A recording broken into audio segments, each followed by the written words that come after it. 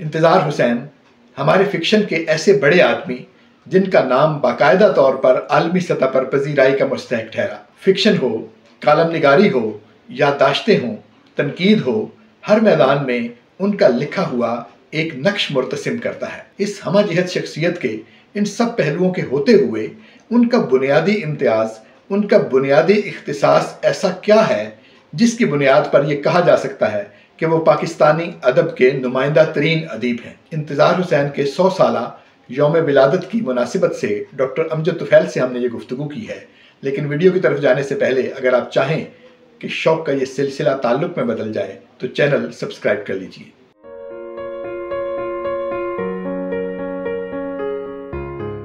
अस्सलाम वालेकुम। आबिद सियाल हाजिर है इदारा उर्दू के सिलसिले एक सवाल के साथ, और आज दस्तयाब हुए हैं मेरे दोस्त, मेरे भाई, उस्ताद जनाब डॉक्टर अमजद तुफैल साहब। तो उनकी खिदमत में मैं हाजिर हूँ इस एक सवाल के जवाब की तलाश में। सर, बहुत शुक्रिया, आपने वक्त इनायत किया। आपका शुक्रिया आबिद साहब, आपने ये मौका दिया। इंतज़ार हुसैन साहब का दिन है और उनकी जो 100 साला तारीख़ विलादत है जी, उसके हवाले से कुछ तकारीब जो हैं जिनको होना चाहिए था वो तो नहीं हुई, हल्के ने एक प्रोग्राम किया, उस सिलसिले में आप तशरीफ़ लाए जी।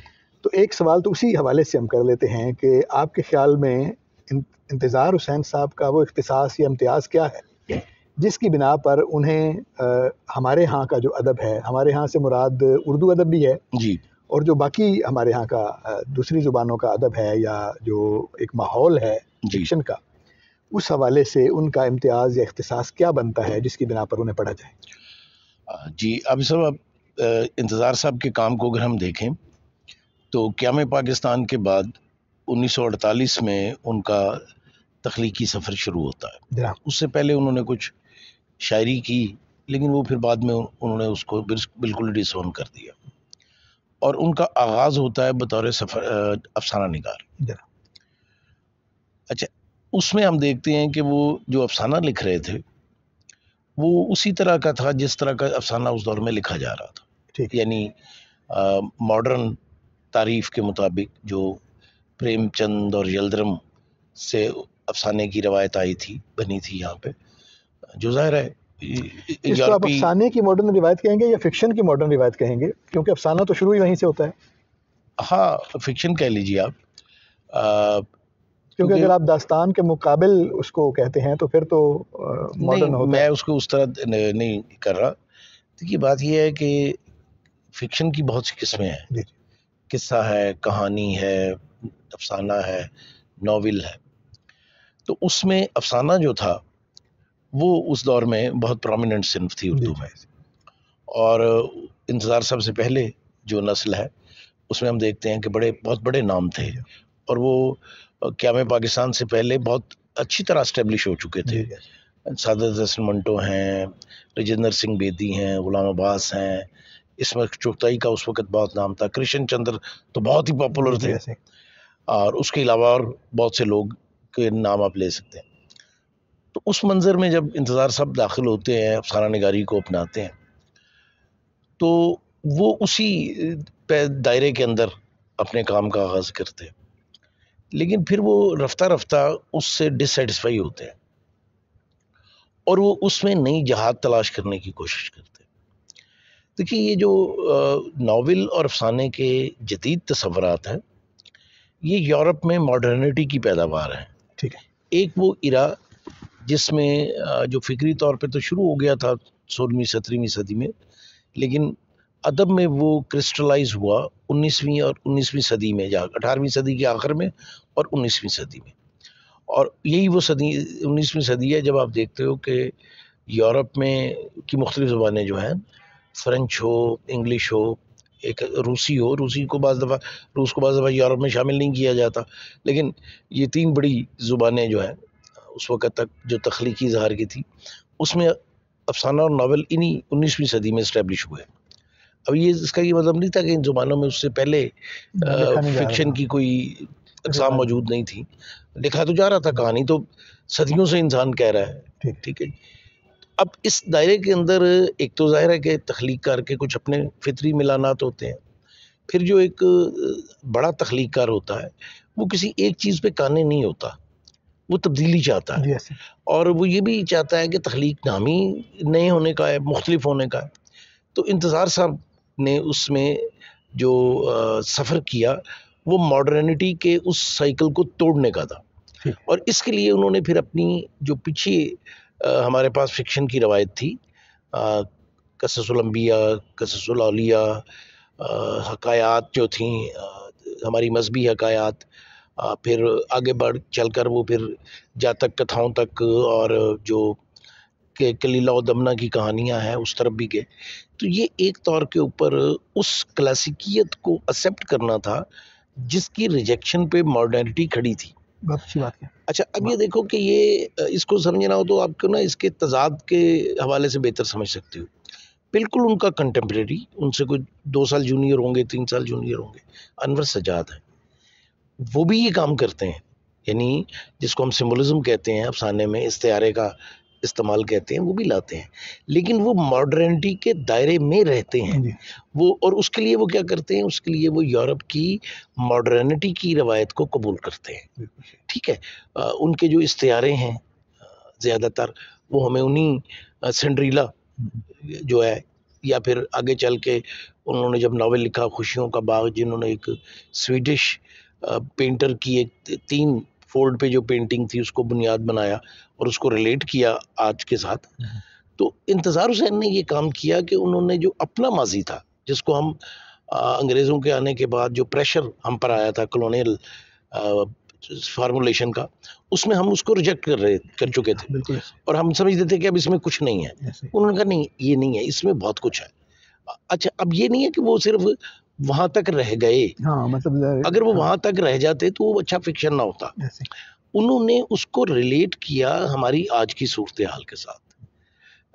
उसको मतलब सिर्फ तारीख का बयान नहीं है। मतलब खुद इंतज़ार साहब ने अपने तनकीदी मज़ामीन में जो इस्लामी नावल, तारीखी नावल लिख रहे थे, उनको बड़ा मज़ाक उड़ाया है कि यार ये क्या कर रहे हो आप, ये कौन सा फिक्शन है।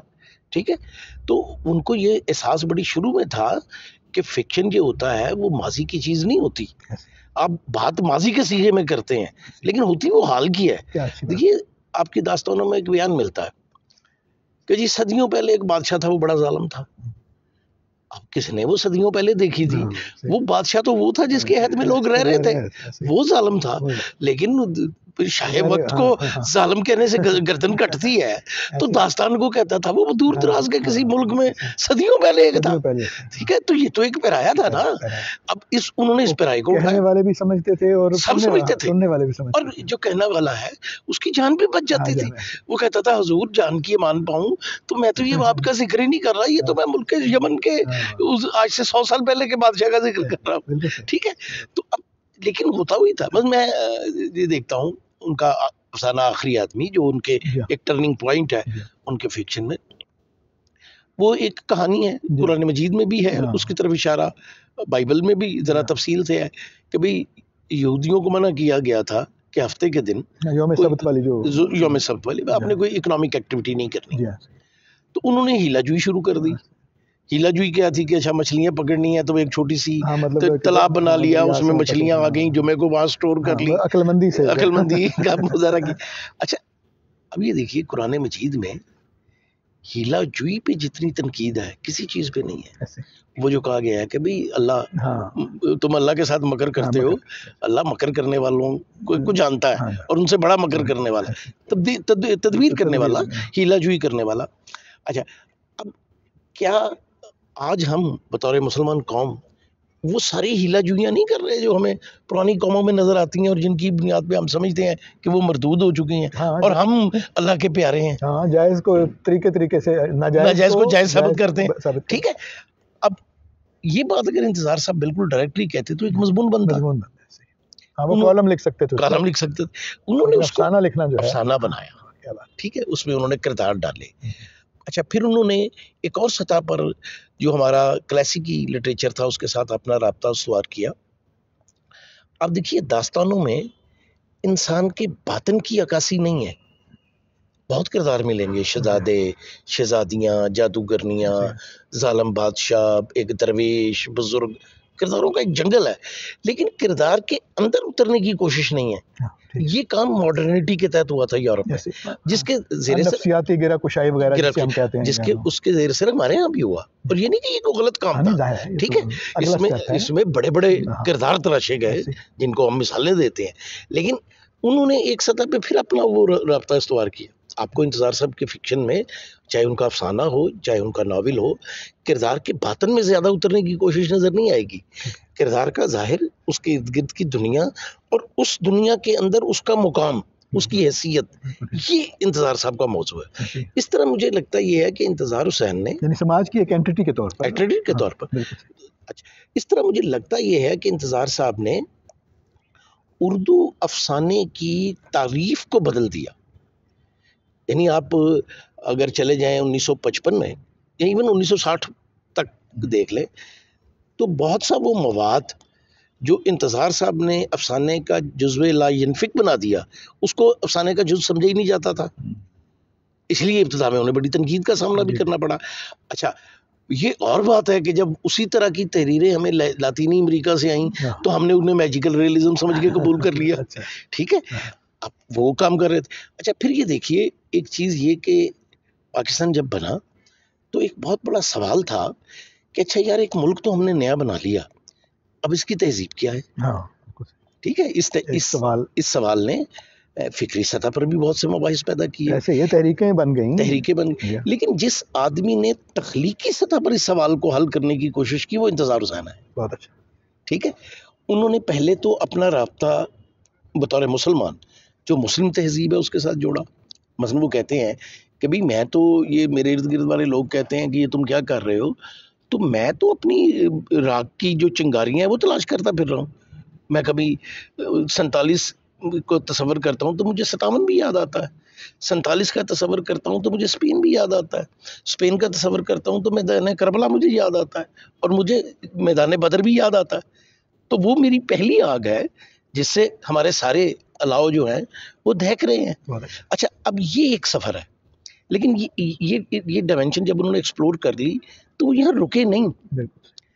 असल में हुआ ये कि 71 के सानेह ने उनके अंदर एक शिकस्त ख्वाब की कैफियत पैदा की। अच्छा, वो उनका अपना बयान ये है कि मैं काफ़ी अरसे तक तो मुझे समझ नहीं आती थी मैं लिखूं क्या, यानी जो उनका एक सारा स्ट्रक्चर, ज़हनी स्ट्रक्चर था, वो चीज़ें उसमें हजम नहीं हो रही थी।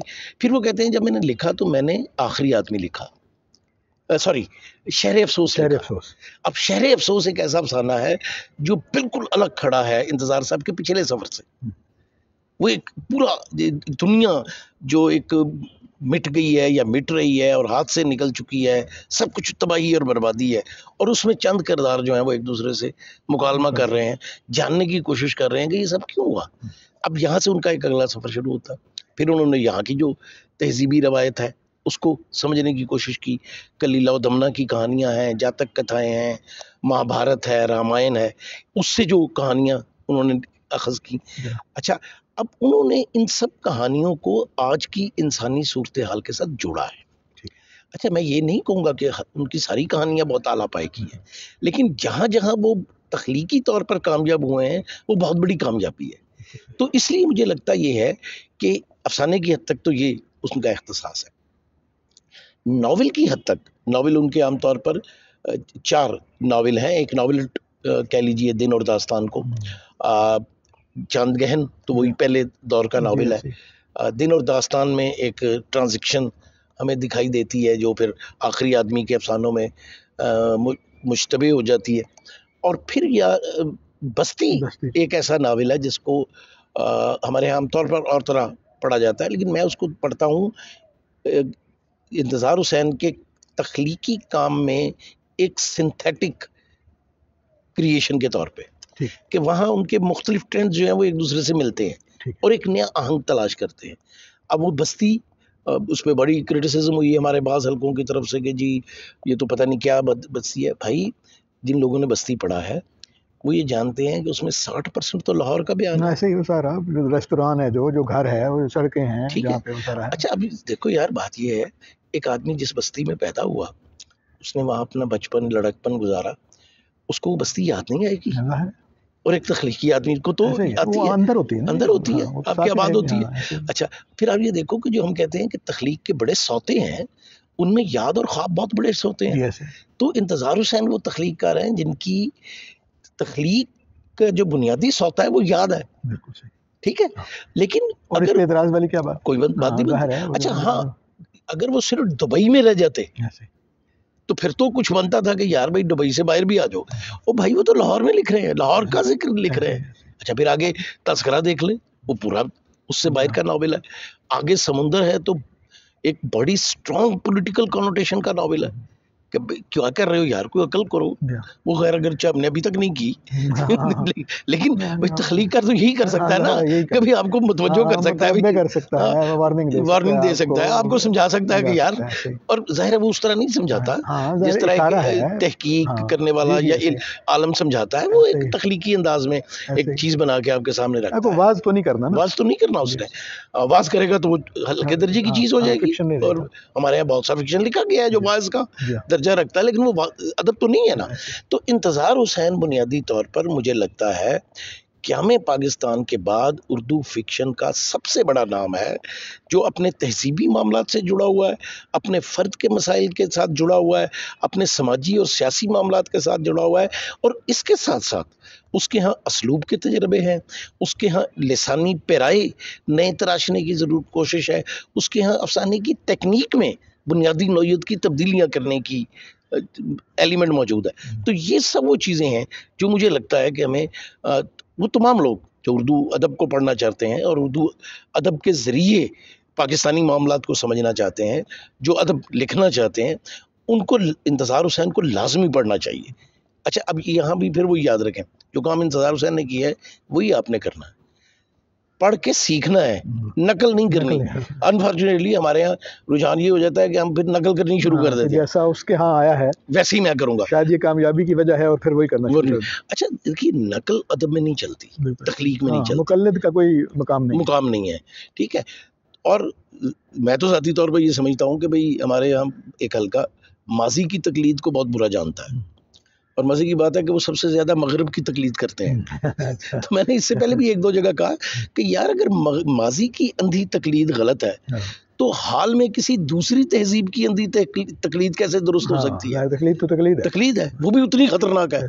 तो बात यह है कि किसी को समझना, पढ़ना, उससे सीखना, इसमें तो कोई दो राय हो नहीं सकती।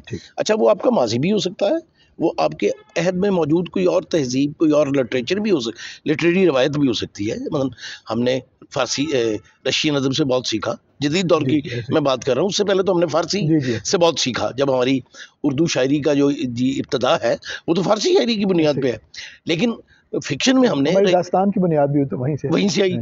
देखिए हमने फिक्शन में रूसी अदब से बहुत सीखा, हमने फ्रांसीसी अदब से बहुत सीखा, हमने अंग्रेज़ी अदब से बहुत सीखा, फिर गुज़श्ता 30-40 सालों में हमने लातीनी अमरीकी अदब से बहुत कुछ सीखा। तो इसमें कोई हर्ज नहीं है, हमें सीखना है। इंतज़ार साहब वो आदमी है जिनको पढ़कर हम सीख सकते हैं कि अब आप अफसाने में आप अगर अब कोई बचना चाहता है, ठीक है, तो वो अपनी नई राह तराशेगा। अब नई राह क्या होगी ये उसने खुद तलाशनी है, ठीक है, इंतज़ार साहब नहीं बताएंगे। हाँ, इंतज़ार साहब आपको ये ज़रूर बताते हैं कि भाई अगर जिंदा रहना है तो डू समथिंग न्यू, पुराने के साथ चलते रहोगे तो जिंदा नहीं बचोगे, और ये बात हमें ज़रूर सीखनी चाहिए। चलिए, वैसे तो हम उनके इम्तियाज़ात और इख्तिसास पर ही बात कर रहे थे, लेकिन एक ज़िमनी सवाल ये भी है कि मसलन उनका जो नावल है जी, वो खुद उनके नावल उनके अफसाने के मुकाबले में भी, और उनके नावल जो हमारा मुआसिर नावल है उन नावलों के मुकाबले में भी ज़्यादातर नाक़िदीन जो हैं उनकी नज़र में वो कम दर्जे के हैं। हाँ। तो इसकी क्या वजह है? क्या आप अपना फ़िक्र जितना मर्जी आली हो, हाँ, लेकिन अगर आपका जो उसलूब या तकनीक या जो फ़न या जो कुछ भी जिस वजह से वो नावल बनता है, हाँ, जो अफसाने में वो बना पाए, नावल में अगर वो नहीं बना पाए, और उन नाक़िदीन की बात ठीक है, तो उसकी वजह क्या हो सकती?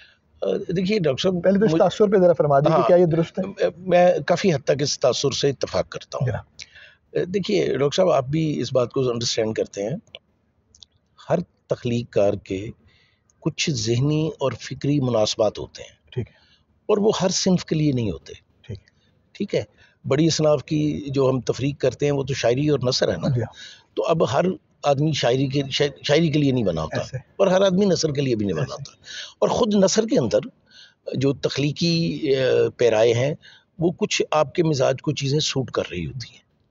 मुझे ये लगता है कि इंतज़ार साहब के मिजाज को अफसाना ज़्यादा सूट करता है, शॉर्ट फिक्शन कह लें, वो ज़्यादा सूट करता है। जो लॉन्ग फिक्शन है, ज़ाहिर है उसकी हमारे यहाँ शक्ल तो एक ही है, वो नावल है, वो शायद उनकी फिक्री तौर पर उनको उतना सूट नहीं करता। इसलिए अगर हम उर्दू के बड़े नावल निगार निकालें तो एक नावल तो उनका लाजमी उसमें आएगा, वो बस्ती है। बाकी उनके जो 2 नावल हैं, 3 नावल, चांद गहन या हो या तस्करा हो, बस्ती भी कोई इतना, यानी उसमें जो बात की गई है वो तो बहुत बड़ी है, लेकिन मतलब जो बाकी नावल हैं उनके मुकाबले में देखें बहुत ज़्यादा तस्करा उसका नहीं है, या तस्करा ना होना एक अलग बात है। लेकिन मैं ज़ाती तौर पे समझता हूँ कि इंतज़ार साहब ने उसमें जो एक काम किया है वो है कि उन्होंने वक्त के 3 दायरे बनाए हैं और 3 मकामात हैं, दुबई, दिल्ली और लाहौर, और ये 3 वक्त के दायरे जो हैं ये एक दूसरे पर ओवरलैप करते हैं। ठीक है। और ये ओवरलैपिंग जो है ये तख्लीकी जस्त इसमें मौजूद है। वो तख्लीक कर कभी एक दायरे में होता है, कभी दूसरे में होता है, फिर तीसरे में चला जाता है, फिर वापस दूसरे या पहले में आ जाता है। अच्छा, ये काम करते हुए उनके यहाँ जो लिसानी पैराए तब्दील होते हैं, ये काम मुझे उर्दू नावल में उनके अलावा किसी के यहाँ नज़र नहीं आता। ठीक है। देखो, हम ज़मानो मकान की बहुत बात करते हैं, आमतौर पर हम ज़मा की बात करते हैं, हम मुकाम को भूल जाते हैं। लेकिन मॉडर्न कंसेप्चुअलाइजेशन तो ये है कि मुकाम का कोई तायुन भी आप ज़मान के बगैर नहीं कर सकते।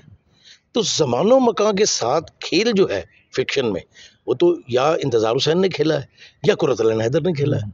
अच्छा, और दोनों के अपने इख्तिसासात हैं। इंतज़ार हुसैन मुझे लगता है कि बुनियादी तौर पर वक्त के दायरवी कॉन्सेप्ट पे है कि वक्त घूमता है। कुर्रतुल ऐन वक्त के लीनियर तस्वर पे हैं, जैसे आग का दरिया है, आगे चलता है, शुरू होता है, आगे आता है। अब बस्ती में वो दायरा बार बार स्पाइरल मूवमेंट में है, दायरे से ज्यादा आप कहें कि वो स्पाइरल मूवमेंट है कि आप घूम के वहीं आ रहे हैं लेकिन पहले थोड़ा सा ऊपर हो रहे हैं। अच्छा, ये काम तकनीकी सतह पर भी और फिक्शन के अंदर जो मौजूद इम्कानात हैं उनको खंगालने की सतह पर भी उर्दू नावल में नहीं हुआ। और मैं तो ज़ाती तौर पर उर्दू के कोई 10 बड़े जो नावल निकालता हूँ, मैं बस्ती को उसमें शामिल करता हूँ। हाँ, ये ज़रूर है कि अगर आप कहेंगे कि अच्छा भाई कुर्रतुल ऐन हैदर के मुकाबले में इंतज़ार साहब, तो मैं कहूँगा कि नहीं, वो कुर्रतुल ऐन बड़ी नावल निगार है।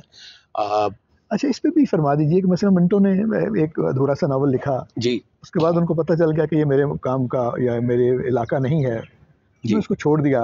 गुलाम अब्बास ने भी कुछ पैसों के लिए लिखा और कुछ वैसे मुतवज्जो वो उस तरह से नहीं हुए। तो अगर फर्ज करें एक आध अटेम्प्ट के बाद आदमी को पता चल जाए कि ये मेरा मैदान नहीं है, तो क्या ज़रूर है कि आदमी तो उसमें लगा रहे कि शायद कुछ बन जाए, कुछ ऐसा? अच्छा, एक तो मैं वजाहत कर दूं, मंटो के नाम से जो नावल बिला उन्वान शाया हुआ, मेरी राय में वो मंटो का नहीं है। ठीक, मैंने चूंकि आपने काम किया, मैंने मंटो के सारे तहरीरें मुरतब की हैं और मैंने जो मंटो की अफसानों की जिल्द 3rd मुरतब की थी उसमें उन्हें शामिल किया है। लेकिन उसके ऊपर ये नोट लिखा है कि ये मंटो का नहीं है, इसलिए कि इसमें कोशिश ये की गई है कि मंटो की 3 कहानियों को ले और उनके दरमियान पैच लगा के उसे एक नावल की शक्ल दे दें और वो पैच साफ पहचाने जाते हैं। तो वो बिला उन्वान मंटो का नावल नहीं है। हाँ, मंटो नावल लिखना चाहता था, लेकिन मंटो की जो जिंदगी थी उसमें इतनी उसके पास फुर्सत नहीं थी और निकाल नहीं सका। फिर उसके मुआशी मामलात थे, उसे हर रोज़ अपनी ज़िंदगी की गाड़ी चलाने के लिए कुछ चाहिए होता था। वो ज़ाहिर है हमारे यहाँ नावल उस तरह पे नहीं करता और अफसाना उसे पे करता था, वक्त कर रहा था। अच्छा, जो गुलाम अब्बास हैं उन्होंने एक तवील चीज़ लिखने की कोशिश तो की, लेकिन वो उस तरह नहीं बनी। मुझे ज़ाती तौर पे लगता है कि शायद मंटो और गुलाम अब्बास का मामला भी वही था कि उनको शॉर्ट फिक्शन ज़्यादा। मैं यही गुजारिश कर रहा हूँ कि अगर आपने तभी मैलान का पता चल जाता है और तो एक आध चीज़ लिखने के बाद इंतज़ार हुसैन साहब ने 4 नावल लिख दिए, तो ड्रैग ना होता इतना मामला। नहीं, मेरा ज़ाती ख्याल है कि बस्ती लिखने के बाद उन्हें लगा कि वो नावल लिख सकते हैं, क्योंकि बस्ती को बहुत पजीराई मिली है, तनकीद भी हुई है और पजीराई भी मिली है। अच्छा, एक चीज़ और याद रखिए, तनकीद होने का मतलब भी पजीराई होता है। जी, जाहिर है वो तहसीन की एक सूरत है, ठीक है ना। आप उस चीज़ पे तहरीर नहीं, जो मुर्दा तहरीर पे तो नहीं आप तनकीद करते ना, आपको कुछ नजर आता है तो आप तनकीद करते हैं।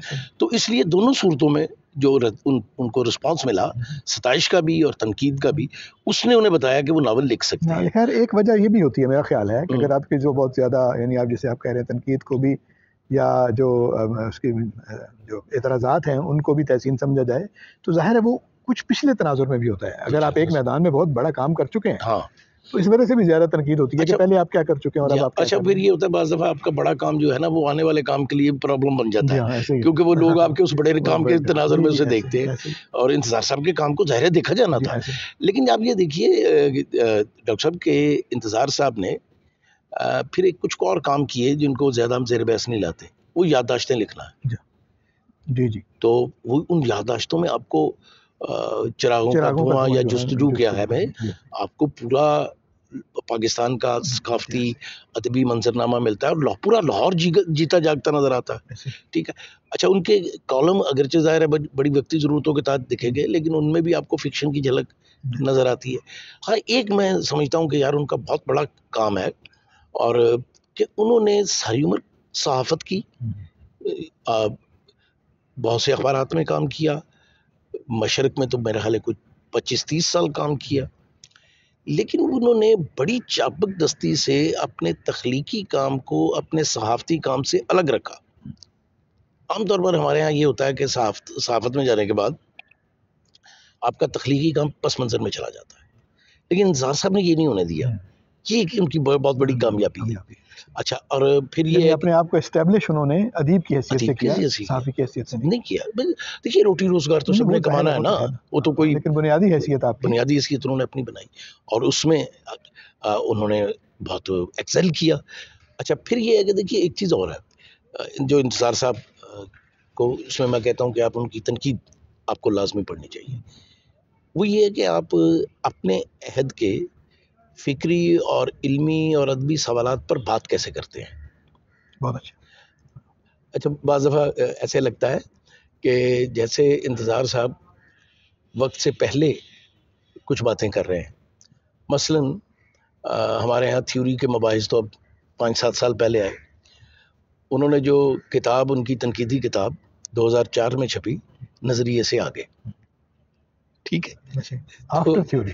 अच्छा, अब मज़े की बात यह है कि टेरी गिल्टन की किताब आफ्टर थ्योरी 2006 में छपी है। तो अब ये नहीं कह सकते कि इंतज़ार साहब ने वहाँ से वो टाइटल उठाया।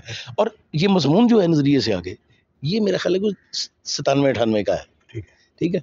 अच्छा, वो तो ज़ाहिरी तौर पे चूँकि इंतज़ार साहब का एक नुक्ता नज़र शुरू से रहा कि भाई अदीब जो होता है उसका नुक्ता नज़र ज़रूर होता है, लेकिन उसका नुक्ता नज़र उसकी तख्लीक पे हावी नहीं होना चाहिए। लेकिन ये तरकीब नज़रिए के बारे में शायद ये इस तरह की बातें तो पहले भी होती नहीं, लेकिन इस तरह करके क्रिस्टलाइजेशन नहीं हुई। तो इंतज़ार साहब उन लिखने वालों में थे जिनका एक बड़ा वाज़िया नुक्ता नज़र था। मेरे ख्याल में ये थ्योरी के मानों में नहीं, ये तो आइडियोलॉजी के मानों में है। देखिए, वो जो थ्योरी के मबाहिस हैं वो भी आइडियोलॉजी के ही हैं। असल में ख़राबी ये की गई है हमारे यहाँ तनकीद में पिछले 10-15 सालों में कि पहले ये होता था कि लफ्ज़ का तर्जमा कर लिया जाता था, ठीक है। अब ये किया गया कि लफ्ज़ का तर्जमा नहीं करना है, एज इट उठा लेना है और तासुर ये देना है कि कोई नई बात की जा रही है। देखें ना। अच्छा, चले, आप कहते हैं मार्क्सी नज़रिया, इंग्लिश में क्या कहेंगे? इसको मार्क्सिस्ट आइडियोलॉजी कहेंगे। थ्योरी क्यों नहीं कहेंगे? ये थ्योरी जो है वो तो, अच्छा, नफ्सियात, चलो नफ्सियाती नज़रिया, नहीं देखें, तहलील नफ्सी का नज़रिया, थ्योरी ऑफ साइकोएनालिसिस, वो ठीक है, लेकिन अगर आप थ्योरम कहते हैं जब मैथमेटिक्स में, थ्योरम बिल्कुल और चीज़ है, तो उसका तर्जुमा तो मसला करते हैं ना। देखिए सवाल, नजरिया, बात, ये जाहिर है अपने अपने कनोटेशन में वो सारी चीजें होती तो एक जैसी, लेकिन जब आप अदब में थ्योरी की बात करते हैं तो आप ये कहेंगे कि अदब कैसे लिखा जाएगा या कैसे समझा जाएगा। तो जो नफ्सियाती दबस्तान है वो क्या है? वो भी तो अदब को समझने की कोशिश है। मेरा ख्याल ये है, ज़ाहिर है मेरा बहुत ज़्यादा इस पर मुताला नहीं है। थ्योरी जो है वो बुनियादी तौर पर लिखने का नहीं बल्कि पढ़ने का तरीका है। इस पर कभी बात करेंगे। अच्छा, आपसे अगली चीज़ जो उनकी तीसरी किताब है तनकीद की, उसमें उनको उसका टाइटल है अपनी दानिस्त में, सर। अच्छा, और पहली उनकी किताब के पेश लफ्ज़ ये भी अच्छा है, अपनी दानिस्त में जी। मैं उसको रिलेट करता हूँ। उनकी पहली किताब के एक सफ़े का फ्लैप दिबाचा उन्होंने लिखा था माजरत के नाम से। उसमें उन्होंने कहा कि भाई ये कोई तनकीदी मज़ामीन नहीं है, ये मेरा अदबी और जो तख्लीकी मामलात हैं उस पर मेरा रद्द अमल है। बहुत अच्छा। अपनी दानिस्त में। अच्छा, यानी जहाँ से टू मी। अब वो अपनी पहली किताब में भी, और वो उनकी तनकीदी मज़ामीन शुरू होते हैं 1958 से, और उससे पहले के अगर हैं तो उन्होंने किताब में शामिल नहीं किए, यकीनन है वो रसाइल में बिखरे होंगे, तो वो वहाँ से करते हैं। अपने मौक़िफ़ उनका वही है, और आखिरी तनकीदी किताब तक उनका मौक़िफ़ वही है कि वो तनकीद को बुनियादी तौर पर एक ऐसी एक्टिविटी समझते हैं जो ऑब्जेक्टिव नहीं है। और ये उन्होंने लिखा है कि मैं तनकीद को कोई मारूज़ी सरगर्मी नहीं समझता, ये एक लिखने वाले की या एक कारी की सब्जेक्टिव एक्टिविटी होती है। अच्छा, मैं उनका इन बातों में कायल हूँ, इसलिए देखिए तनकीद मुझे नज़र आता है कि उसके दो लेवल है। एक लेवल है जिसका इजहार हम जामियात में करते हैं। जामियात में तनकीद बुनियादी तौर पर तलबा को सिखाने के लिए होती है, पढ़ाने के लिए होती है। दूसरी तनकीद वो है, उसमें तशरीही पहलू हावी होता है, सब कुछ होता है, यानी उसमें आपको ABC भी बतानी पड़ती है, प्लॉट होगा तो क्या होगा, तो लफ्ज़ होगा तो वगैरह। दूसरी तनकीद वो है जो आप एक तख्लीक़कार के तौर पर लिखते हैं, वो उसमें आप बुनियादी आपकी तवज्जो लिखने वाले के तख्लीकी तजर्बे को समझने पे होती है। अब ये देखो, अगर मैं बतौर लिखने वाले के थोड़ा छोटा मोटा जो मेरा तजर्बा है, मैं अगर तनकीद पढ़ूंगा, तनकीद में मुझे कुछ चीज़ समझनी होगी, तो मैं FR लुइस को नहीं पढ़ूंगा। भाई उसने तनकीद लिखी है कमरा जमात के लिए, वहाँ वो पढ़ाता रहे, बाकी प्रोफेसर साहिबान भी पढ़ाते रहे। मैं तो भाई लॉरेंस को पढ़ूंगा कि लॉरेंस किस तरह लिखता है, मैं तो T.S. एलियट को पढ़ूंगा, मैं तो इज़रा पाउंड को पढ़ूंगा कि वो कैसे तनकीद को देख रहे हैं, कैसे तहजीबी मामलात को देख रहे हैं, क्योंकि उनके पीछे उनके नक्काद होने के साथ उनका एक बड़ा तख्लीकी तजर्बा मौजूद है। So they are in better position to understand. जब आप बिल्कुल ही वो कह लें कि आ जाते हैं खालिस्तन ऑब्जेक्टिव मानों में, वो आइए रिचर्ड हो, वो FR लुइस हो, या इनके ज़ेरे सर जो नई तनकीद लिखी गई उसके बाद के जो लोग हों, वो साथी तौर पे मेरा ख्याल ये है कि वो क्लासरूम क्रिटिसिज्म है जो लाइव लिटरेचर को समझने में आपको ज़्यादा मदद नहीं करती। अच्छा, अब ये पिछले 10-15 सालों में बहुत शदीद रद्द-ए-अमल मगरब में पैदा हुआ है। अब ज़ाहिर है हमारे यहाँ उसकी बात नहीं की जाती, और मुझे ही थोड़ी बहुत उसकी बात करनी पड़ेगी क्योंकि वो ज़रूरी है। अब वो बाकायदा उन सारे लोगों पे उन तनकीद कर रहे हैं जिन्होंने ये थ्योरी के मबाहिस और माबाद जदीदियत और ये वो लेके आए थे। वो कह रहे हैं, और ये हम बात जब कर, मेरे जैसे लोग यहाँ पिछले 30 सालों से ये बात कर रहे हैं, 25 सालों से, कि भाई ये अदब के मबाहिस नहीं है। अब वहाँ न्यूयॉर्कर जैसा रसाला जो है उसमें मज़ामीन छप रहे हैं जिसमें वो कह रहे हैं कि ये इन्होंने क्या किया है, इन्होंने तो अदबी तनकीद बर्बाद कर दी है। ये ड्रीडा को जो उठा के तनकीद में ले आए हैं, उनका अदब के साथ क्या ताल्लुक है? ये तो या फ़लसफ़े के लोग हैं या लिसानियात के लोग हैं, और इनकी थ्योरीज़ के तहत अगर आप कोई स्टडीज़ कर रहे हैं तो आप तो उस सब्जेक्ट में जाके करें, आपका लिटरेचर के साथ तो कोई ताल्लुक नहीं है। पहले सवाल होता रहा कि हर मतन जो है, हाँ, वो जब अदबी मतन और गैर अदबी मतन पे एक जैसी चीज़ अप्लाई होती है जी, तो फिर तो वो फ़र्क ही निकल जाता है। इस तरह की बातें पहले भी होती रही जी, होती रही। हाँ, अच्छा, अब ये है कि लेकिन हमारे यहाँ एक फ़ज़ा बन गई, और ठीक है, बनती है अदब में, कि भाई ये चीज़ें जो हैं ये इस तरह से, इंतज़ार साहब पहले दिन से इस तरह की सूरत हाल को रिजेक्ट करते रहे हैं, और उन्होंने तरकीब-पसंद तहरीक को रिजेक्ट किया। उन्होंने जो मॉडर्निटी आई उनके बाद भी आई। देखिए, मॉडर्निटी के ख़िलाफ़ जाने से ये नहीं हुआ कि मॉडर्निटी ख़त्म हो गई हो। मसलन 60s में जो तनकीद नई लहर आई, और दिलचस्प बात ये है कि ये बुनियाद है हमारे उन पोस्ट मॉडर्निस्टों के लिए, उन्होंने भी उसको ऑन नहीं किया। वो इफ्तिखार जालब था, लिसानी तश्कीलात थी। अच्छा, लिसानी तश्कीलात मॉडर्निज्म वाले लोग थे ना, मॉडर्निटी वाले तो नहीं थे। मॉडर्निटी से ही निकला है ना मॉडर्निज्म। देखिए, इफ्तिखार जालब की तनकीद किस पे खड़ी है? लाकान पे। तो लाकान को तो ये कहते हैं कि ये पोस्ट मॉडर्न है। हाँ, वो उस पे भी जो मंतकी इसबातियत वाला था ना, वो पॉजिटिव लॉजिकल पॉजिटिविज्म जो है, वो इसके पीछे है कि भाई आप रद्द करो इन सारी चीज़ों को, और सिर्फ साइंटिफिक अप्रोच जो है वो ठीक है, जो साइंटिफिक नहीं है वो ठीक नहीं है। माबाद तबीयत का रद्द है। अच्छा, अब ये सारी चीज़ें जो हैं ये 60s में आई, लेकिन इंतज़ार साहब इनके सामने खड़े रहे, इसलिए ये सारे लोग इंतज़ार हुसैन के बड़े ख़िलाफ़ रहे, इंतज़ार हुसैन को बड़ी तनकीद का निशाना बनाते रहे। तो ये कि इंतज़ार हुसैन ने एक बात की, अपनी तहजीबी जड़ों को दरियाफ्त करना, और उसके लिए उनके यहाँ कोई एक सिंगल ट्रैक नहीं है, एक वसी बुनियाद है, मौजूद है। वो हमारे यहाँ दो इंतहाएँ रहीं। एक इंतहा ये थी कि जो कहती थी कि नहीं, तहजीब सारी इस ज़मीन में है, दूसरी इंतहा थी जो कहते थे कि नहीं, तहजीब जो है वो मजहबी हवाला, फिक्री मजहबी आसमानी हवाला है, वो ज़्यादा असूल है। हमारे यहाँ सजाद बाकर रिजवी साहब ने आसमानी असूल और ज़मीनी असूल, वज़ीर आगा साहब के भी यहाँ है कि भाई ये दो चीज़ें मिलके चलती हैं। तो इंतज़ार साहब ने उन दोनों को ऑन किया है। उन्होंने ना तो अपने मजहब को रद्द किया और ना यहाँ का जो जुग्राफिया था उसको रद्द किया। अपने तख्लीकी अमल में दोनों चीज़ों को शामिल किया। और अच्छा, लेकिन जुग्राफिया, तो यहाँ के आदमी के लिए वो ज़्यादा कम्युनिकेटिव हो जाते हैं ना। अच्छा, यहाँ का जुग्राफिया जब उन्होंने कबूल किया तो उन्होंने सिर्फ पाकिस्तान का जुग्राफिया कबूल नहीं किया, उन्होंने पूरे बर्रे सगीर का जुग्राफिया कबूल किया। इसलिए उनका एक मजमून है जिसमें उन्होंने इंडस सागा, जो एतजाज़ हसन की जो किताब है, उसको बड़ी शिद्दत तनकीद का निशाना बनाया था। उन्होंने कहा था भाई ये तुम क्या तहजीब डिस्कवर कर रहे हो पाकिस्तान की, वो बाकी पाकिस्तान के अंदर गया। मतलब कि एक दरिया जो है, हाँ, आप एक दरिया के साथ तो नहीं होना। अच्छा, अगली बात ये है यार, ये इंडस सागा एतजाज़ हसन की जो किताब है वो 71 के बाद ही लिखी जा सकती थी। 71 से पहले आप कैसे लिखते हैं कि ये पाकिस्तान है? जाहिर है, ठीक है।